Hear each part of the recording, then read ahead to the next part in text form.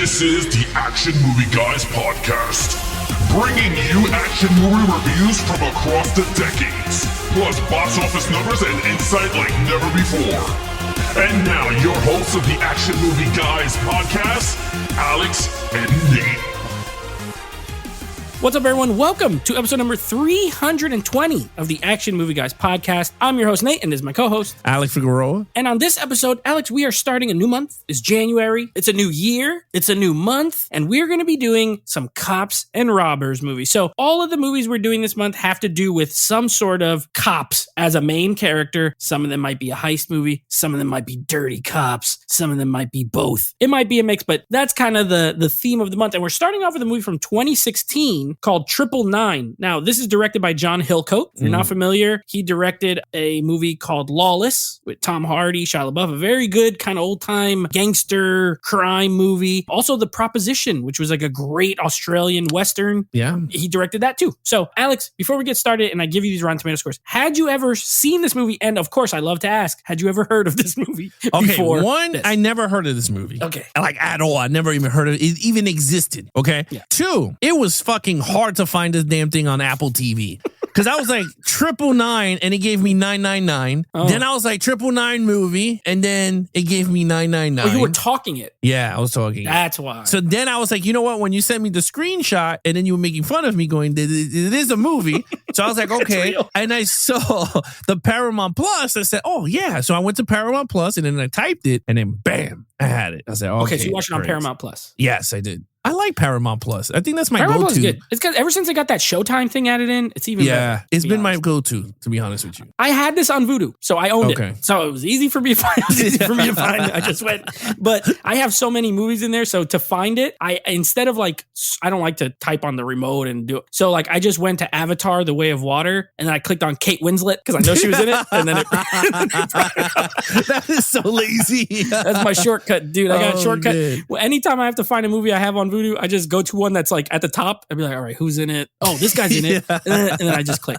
All right. Now, I got to say, these Rotten Tomato scores, not amazing. Not amazing. It doesn't matter. I mean, maybe we agree, maybe we disagree. But this is sitting at a 55% with the critics. Okay? 55. Audience score is 41. So it's actually lower with audiences than it is with critics, which doesn't always happen with our movies that we do here. It's usually the other way around. But any surprises there as far as the critics and audience? I'm very surprised with the audience. With this type of cast, I'm very surprised the audience. Yeah, I agree. So you said it, and this is what I was going to tell you off air. Listen to this cast. If this is not one of the like best casts, as far as just on paper, like the names of the people that are in this movie. Okay, you got Casey Affleck, we got Chiwetel Ejiofor, Aaron Paul, Anthony Mackie, Woody Harrelson, two-time Oscar winner Kate Winslet, Gal Gadot, Norman Reedus, Teresa Palmer, Michael K. Williams, Clifton Collins Jr. I mean, literally every single person who pops up is someone you know. You've seen them, or they've been nominated for awards, or they've won, or they've been Wonder Woman. That's all I'm saying. She was pretty hot in this movie. I'm not gonna lie. So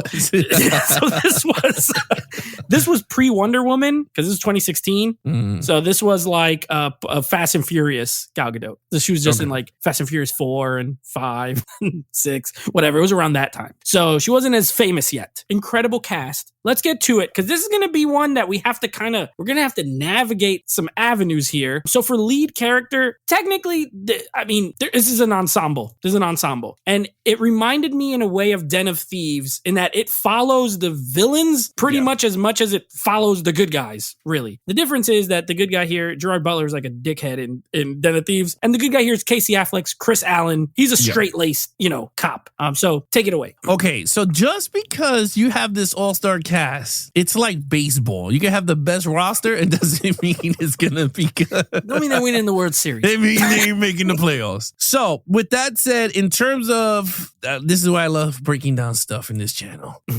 Casey Affleck, I'm gonna be honest with you, bro. I know him. I like him a lot in the Ocean movies, right? He's in the Ocean movies. He plays one of the brothers. He's like one of the little side guys. He was always with Scott Conn. Yeah. Okay, so I like him in those movies. I really can't see the hype on his acting. And I don't see much movies with him, so I'm like, how the hell did he win an Oscar? Like, I don't know, he didn't win it for this movie. I know he won it for like an artsy-fartsy movie. Manchester by the Sea. Yeah, see, that's an artsy-fartsy movie. So, because other than that, I'm like, You never seen Gone Gone Baby Gone? Gone Baby Gone. No, I didn't see Gone Ben Baby Affleck Gone. directed his first movie, and Casey Affleck's the lead. Oh, he's really good in that. I think you might like it. Okay. Or maybe you won't, actually.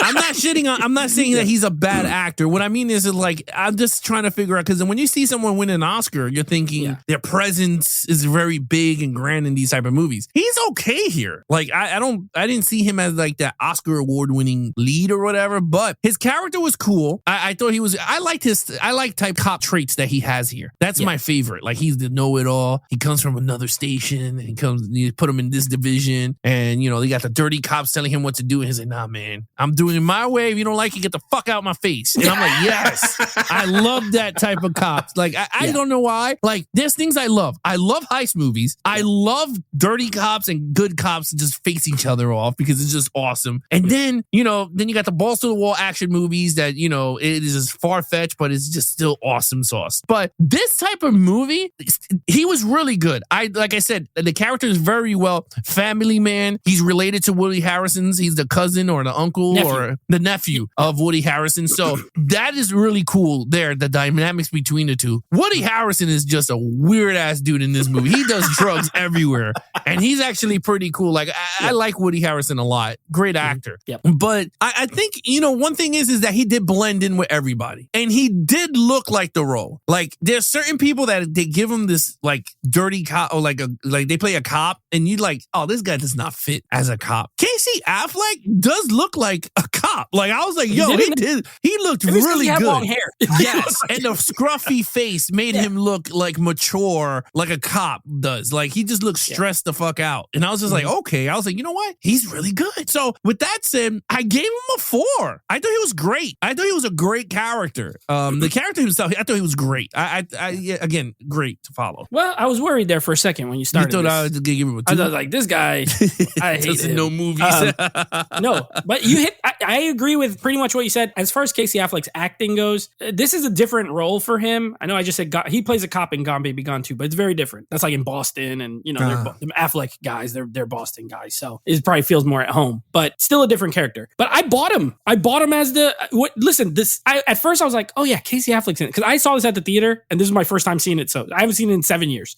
So I was like, Casey Affleck as a cop depends on what kind of cop. Like, he's in the hood. Yes. He's in Atlanta. This is a hood cop. This is not a New York City rich people, or like the outskirts of town. No, he's in the hood in Atlanta. And at first I was like, whatever. I bought him as soon as the scene, kind of, I think you were referencing with Anthony Mackie in the grocery store. Yes.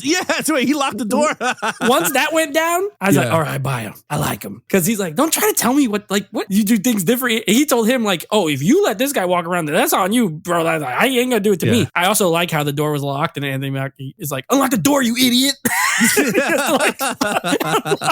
Yeah, and my wife laughed at that part too. Yeah. I don't know if it was a blooper and they left it in. A part of me wants to think it was a blooper and Anthony Mackie just improv the line. Either way, it was hilarious. Once that scene happened, I was in. I was like, yep, I'm buying him. I love the interactions with the kid, on the street, where he just talks to him like normal. Yeah. He doesn't treat him like a piece of crap like everybody else probably does. The kid, he ends up getting information from him. I love how he's kind of solved, like putting the pieces together, like, oh, the hit was on me. I love when he goes to visit him in the hospital. He's like talking trash to him. He's like got a bullet in his head. Loved it. And yeah, like you said, he's a family man. He's by the book. He's going to do what he got to do. He ain't scared. He was the one leading the raid in the apartments where he has the shield in front. Yeah, that was a cool scene. Yeah. Great scene. And he's right there in the front. I was like, this is my guy. I also gave him a 4. I liked him. He got a little kid. He got a hot wife. Good for him. Very good. I like it. So, you know who he remind me of? Yeah. I'm sorry to cut you off. He remind me of Jake from Training Day. Yeah. That's a good comparison. Yeah. Jake wants to do it correct. Yes. Yeah. He was very by the book, Jake. I like those kind of cops too in general. I don't like, I love crooked cop movies, but I like when there's the other one that's like, I'm going to take you down. I'm going to take you down for being bad. Yeah. I'm with it. So I liked him too. I thought he was very good. Okay. Now villain. So this is a movie. This has another one. Like literally everyone else in this movie besides him and Woody Harrelson is bad. We got crooked cops. We got, just criminals. Chiwetel Ejiofor, Aaron Paul, Norman Reedus. They're just criminals. Although Aaron Paul turns out used to be a cop. And then you have Kate Winslet, who's like the head of this Russian Jewish mob family that's in Atlanta. I'm going to go with Chiwetel Ejiofor because he's the one we spend the most time with. It's his story. And of course, his character is named Michael Atwood. So what did you think of our boy Chiwetel Ejiofor. Okay, he is great. He is great. He is believable. He is the actor is amazing in this movie. Yes. The character is a punk bitch, bro. Because I was sitting there with my wife and I'm like, this dude is getting used left and right and he is not seeing it because they're waving his son in his face. And Big Papa Al will not let that go down. I'm like, you shame on me once, shame on me twice. On the third time, my boys are coming after my son. But anyway, I didn't like the way they treated him. But I thought the character was amazing. He is awesome when they did all the bank robbery stuff. He was pretty cool. I didn't like I said, I didn't like when Kate Winslet's character was punking him around. Because to me, it demeanored the character. Because it's like he's so tough with his unit. Then when he goes against this like big boss type character, it's like they just bring him down a level to make that character a little bit more bigger. You know what I mean? Not like Gerard Butler, where he walked into like a scene that dude just punked everybody, even the villains in the movie. He was just like, so I don't know. Maybe that's just me. Like, if you're gonna have a standard for that character, like let him continue. Like, even if he's gonna punk her and she's gonna beat his ass, I'm okay with it. But I mean, they did at the end of the movie, but I was like, to me, it was already too late when they did it. But anyway, I thought he was great. So I gave him the character. I gave him a 4. I thought he was great. Now I just want to go quick with these guys because they're other bad guys here. Anthony Mackie is, to me, I don't believe this dude as an actor. I don't know, man.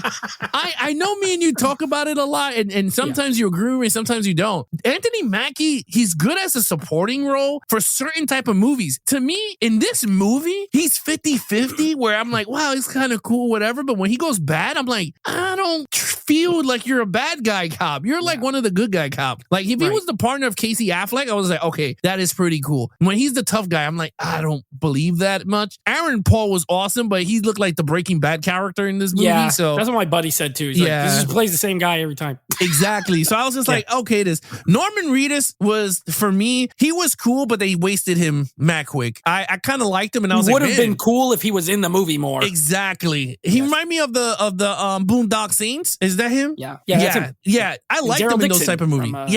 Walking so Dead. they wasted his character quick, trying to see Gail Gadot. Oh my god.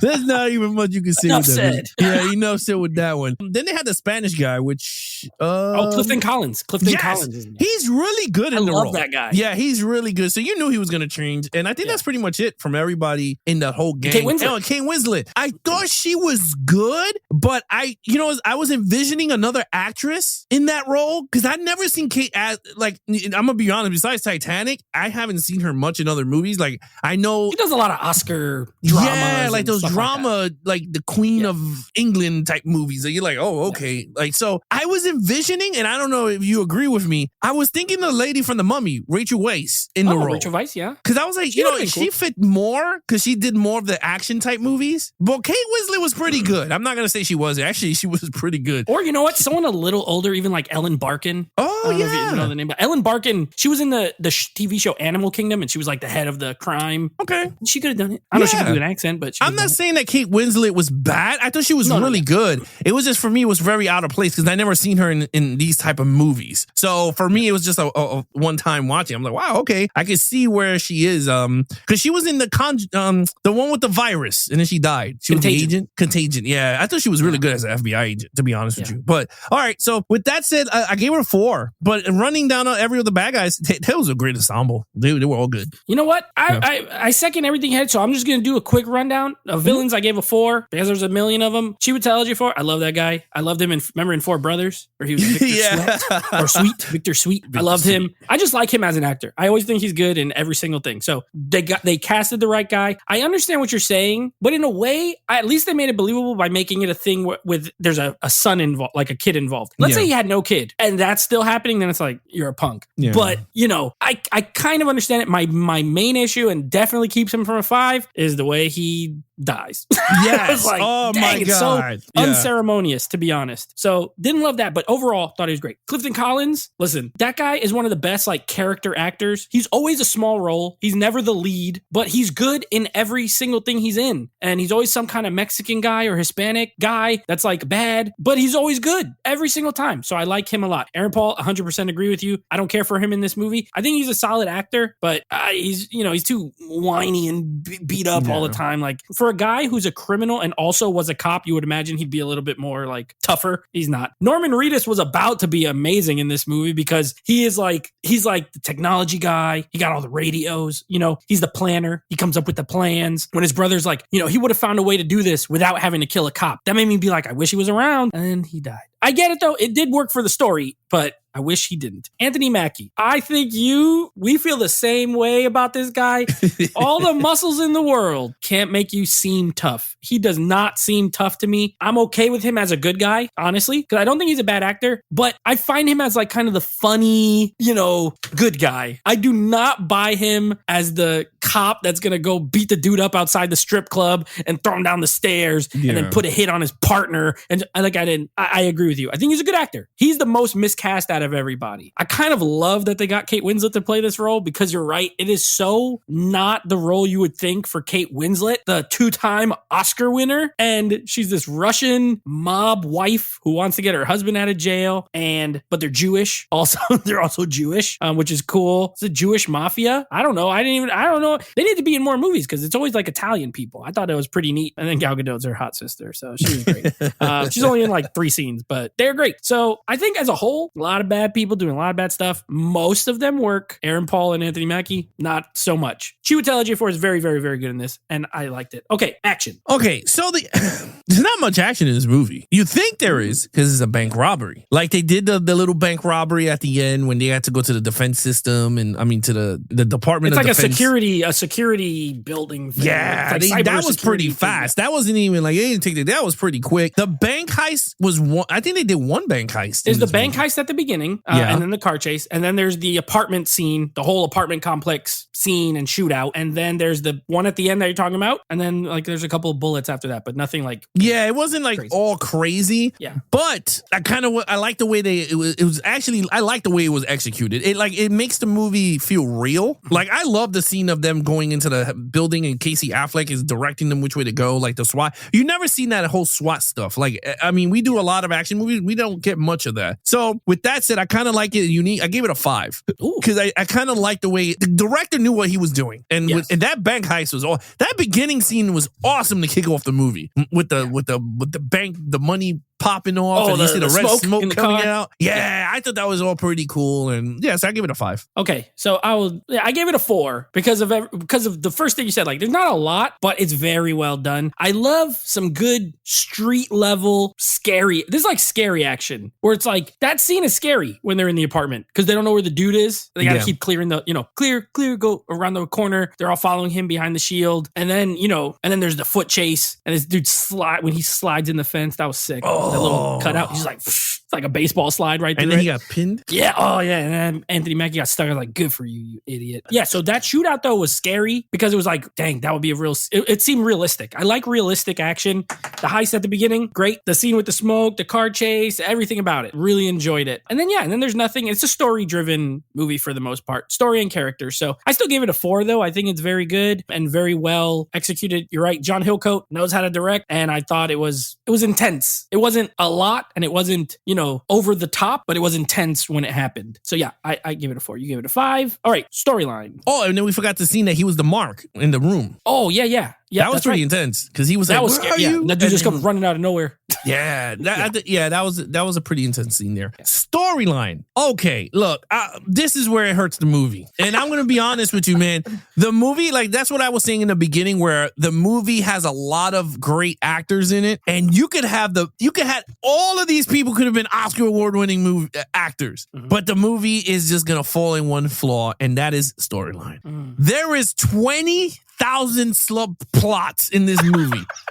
I hope I said it right. I think subplots. 20,000. 20,000 of them, bro. Like, I mean, if we had a whiteboard, I think we could have did like a top 20 subplots from this film because it was so much weaving and turning, and people are turning against this guy and that guy, and this guy betrays this. Almost everyone betrayed each other except Casey Affleck. Like, everyone turned on each other. I think that's the big. So for me, when it comes to heist movies, you can't have so much subplots in it. Just give us, you're going to take the bank, you can do the money. It is what it is. Once you start to throw more plot after more plot after more plot, it starts to take away from like enjoying the film because you're like, oh shit. Like, okay, my thing also is like, okay, it does take away from the film, but it starts to go, okay, is this guy going to turn on this guy? When is he going to do that? Then is this guy going to turn on this guy? Like, then it starts to question like who the hell is really good or bad, which I wouldn't mind because it's like that suspense of like, oh,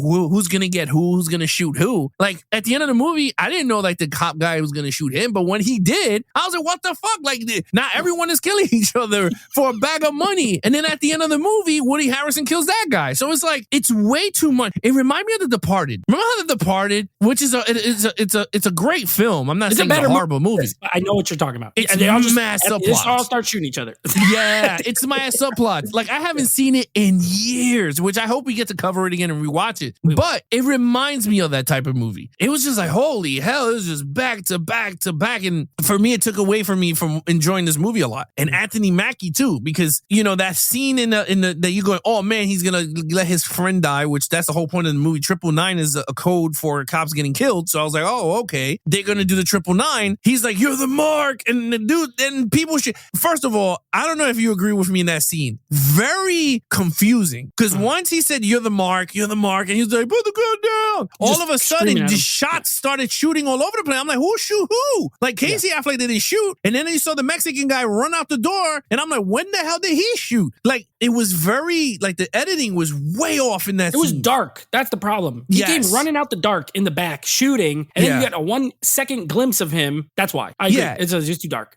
It was way too much. It was way too much, and I was just like, okay, this is way. And I told my wife, this is way too much, and it took me out the film. So I gave it a 2 for decent. The storyline. Yeah, I gave it a 2. Okay, I hear everything you're saying. I agree with most of what you said. So I'm going to try to, without going into the subplots, I'm going to try to explain if you've never seen this movie. Because there's too many subplots. I'm not even going to get into one subplot. I'm just going to give you the main plot, okay? Because even that is like, it's a lot. Too much. So you have Chiwetel Ejiofor. He is the head of this group of criminals, 2 of which are police officers, and the other 3 are criminals. He has to do jobs for this Russian mob lady because that is his son's aunt. So she kind of controls the kid. And if he wants to get his kid, he got to do these jobs. And then he wants to get out and have his life. Okay. We pick up where they're at that point where he's like trying to get out towards the end. Okay. You have Casey Affleck. He's a cop. He's new in town. His uncle's Woody Harrelson. He's like an older cop that's been there for a long time. Okay. And he comes into town. He becomes partners with one of the crooked cops. Okay. Then they have this last heist that they have to do. The last heist involves a diversion. So that's where the title comes from, 999, because the plan is they're going to kill Casey Affleck so that all the cops go there and then the other people can go steal the hard drive without getting caught. That's like the basic plot. And even that took a long time to explain.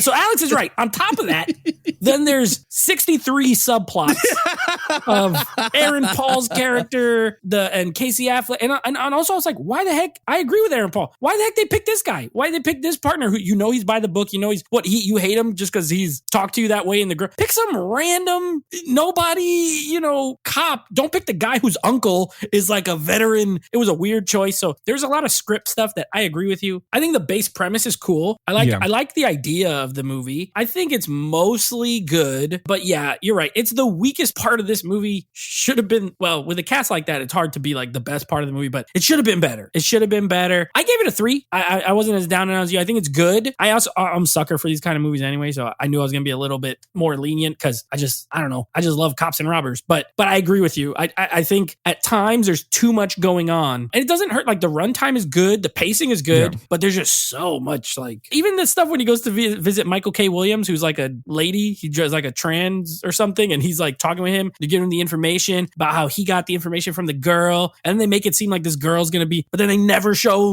really show like the girl giving the information. It's just like, yeah, they did. They gave me the information, and then I don't know. It almost feels like it could have been 20 minutes longer, and it would have been more fleshed out. But then who knows? There might have been 87 subplots. So I give it a 3. You gave it a 2. What is your overall? Okay, I gave it a 3. I thought it was good. I wanted to give it a higher score, but my problem was the subplots. It was just way too much. And I enjoy this cast. Like, I wouldn't mind seeing them in other films except for Anthony Mackie. But like, in turn, like, I know he's Captain America, but I'm like, I would love to see everybody do more movies except Anthony Mackie. Keep him away from me. You know what's funny? Like, when you were talking about like he plays good guys, right? Like, he's better as a good guy. Yeah. I started to think like, oh, you know what? He would be a perfect Axel Foley for a Beverly Hills Cop, like the he's son more of Eddie that Murphy. vibe. Yes, I agree. Exactly. Other than that, Goofy, I'm like, yeah. nice. but he's fit. You know, he could be a cop. Yeah, I don't view him as other. But anyway, Not the top guy. Again, too many subplots. I think everything else is fine. I like Casey Affleck in the role. Like, I wish he did more cop roles like this, more movies. I don't know if he did. I don't follow his filmography, like his brother. Other than that, I thought it was a slam dunk. Oh, and I didn't even talk about it. I like when he blew up Kate Winslet. Oh yeah, with the little toy. Yeah, I thought that was like so awesome. I thought that was good to get her back. I was like, it was C4 too. I was like, ooh, you ain't gonna identify that buddy. Nope. So, all right, I give it a 3. I agree. I gave it a 3. And we started off so strong. Great cast, great lead, great villains, really good action. And then the story for me, it was good, but it makes the whole affair like less than it could have been. There's 2 flaws: the storyline overall and the end. I don't like the last 15 minutes of this movie. I agree. Like, the loose ends, like, everyone's just killed. Just shoot them. Like, instead of actually doing something where they're tying up loose ends or really putting it together. So, like, okay, for example, Casey Affleck, once he figures out what's going on, he's at the hospital. He goes in there, he tells Anthony Mackie's freaking sleeping body, "I know you did it, you piece of crap. You're laying there. You put a stupid bullet in your head." I'm paraphrasing. I don't remember what he said, but something like that. He knows that he's the one who put the hit on him, right? And then he leaves the room. That's it. He leaves the room. Anthony Mack, I mean, you would assume, it'll be a whole thing of when he comes out of it, he'll get, but who knows? That's when the cop came in. And he goes, "I need you to come to me to he comes to get him. Cop." So, but I mean, there's no resolution other than that dude's laying there with the bullet in his head. Maybe he'll die, maybe he won't. Clifton Collins comes in, and you're like, this guy, he was actually gonna get away with everything. He got the money. He's gonna go. He goes in his car. Freaking him and Woody Harrelson do a Han Solo. They shoot each other. They shoot each other. Right? Guido. He's Guido, and he's Han, and who knows who shot, but they both shot each other. So, and then the movie ends in the car with Woody Harrelson, like, he died. And then it ends. And I'm like, what the hell? That's the ending? So you assume he died, probably. Well, they're at a hospital. He should be able to live. Get him out the car. They're at in a parking garage. Anyway, Kate Winslet gets blown to smithereens. I like that she got blown up. I wish it was shot differently. Like, they show the toy blinking, and then in the distance you see a fireball. They couldn't afford it. That was it. And then he drives past it. So it was satisfying and unsatisfying. And then Chiwetel Ejiofor, after all this, he just gets shot in the car. Pop, pop, pop, pop, dead. So I don't love the end of the third act. And so that's why I gave it a 3. If it had a better ending, and this all comes back to story. So the story is really what affects it the most. So I gave it a 3. You gave it a 3. What's your total points? 18 out of a 25. We got the same exact score. I also have an 18 out of a 25. It's a good movie. It is. But it could have been an amazing movie. And instead, it's just good. And it's also good for a lot of other elements besides like the plot. You know what I mean? So anyway, not a bad start to Cops and Robbers Month. It's not. It's not at all. And it's funny. It reminded me of Den of Thieves, but Den of Thieves was way better. It didn't have all those subplots and nothing. It was just straight bank heist. Yeah. The comparison is appropriate. Now, next week, I don't know if you've seen this movie, but we got another one with a cast full of people you've seen before. I don't know if this month is going to have all these good casts, but we got I'll name some of the people that are in this movie. We got Common, okay? We got Naomi Harris, Terry Crews, Cedric the Entertainer, Jay Moore, little Hugh Laurie. I don't know if you watch House, but Hugh Laurie, he was House. I know who he is. Yeah. All right. We got Chris Evans, another captain, the real Captain America. Okay. Your boy, Lazy Eye Forrest Whitaker, and Keanu Reeves in a little movie called Street Kings. Have you ever seen Street Kings? It is directed by David Ayer. So, I don't know if you like David Ayer, Suicide Squad, writer of Training Day, End of Watch. I saw Sabotage. Fury. That was good. Yep. Street Kings, David Ayer directing it. So we got a lot of people in that movie, Alex. Street Kings, that is going to be our next one. Keanu Reeves, John Wick. This was pre-John Wick. I think it was like 2008. So no John Wick movies had existed yet. But The Matrix, he was already Keanu Reeves. Okay, so we'll see how that goes. That's our next movie. And of course, Hunt for Red October. Those are going to be our next 2. starting a new franchise, and Evan from Pop Culture 33 will be joining us for both episodes. Okay. All right. That's pretty cool. So two very different movies. We got a submarine CIA movie, and we got a crooked cop LA cop movie. And we got to remember, Sean Connery is in Red Hut for October. That's right. Sean Connery and Alec Baldwin versus Keanu Reeves and Forrest Whitaker next week. Tag team. Forrest Whitaker. All right, guys. You guys want to follow us? Oh my God. You take this. You held the Black Panther. You are Jin Urso. Take it from me. Lift up the sand. Oh, what did he say? Take my hand, child. In my hand. And I know you. Go to the W, the golf flat. Or whatever that thing is. That thing that eats your memories. Oh my God. All right. If you guys want to follow us on our social media accounts, please follow Nate over on Instagram at Netflix Reviews. He goes live every other Monday at 9 p.m. Eastern at Netflix Reviews on Instagram. Now, check out the podcast with him and his friends called Netflix Movie Reviews, anywhere you listen to your podcast from. And of course, Action Movie Guys. You guys can follow us on Instagram at Geeks and Flicks. Official website, www.geeksandflicks.com. Other than that, he is your host, Nate from Netflix Reviews. I'm his co-host, Alex Figueroa. Be awesome to each other and geek out.